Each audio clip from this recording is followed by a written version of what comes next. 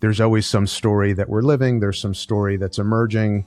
There's a story that is informing kind of our sense of self. So when we talk about narrative identity, and maybe specifically within the context of like leadership, what is it to have a story that's rich and vibrant, and what does that give you? Narrative identity is the story you tell yourself about yourself. It's the way in which you've sort of curated things in the past to create this identity that's sort of stable enough to cohere.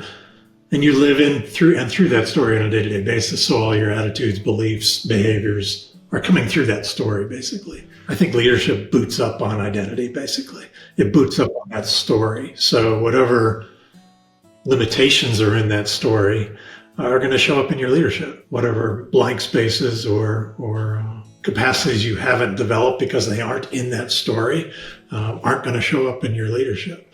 So you might have a leader who's very task-driven, analytical, argumentative, always got to be right kind of leader who's been super successful in that story, and he or she is up against a context in which some warmth might be really helpful, but it's not a capacity that they've built on through most of their adult life.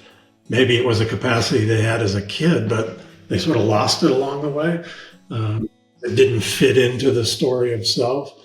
So their work is how do I recover some of that? How do I unredact some of that warmth, caring, compassion into my story of self before I can begin to even apply it in my leadership role?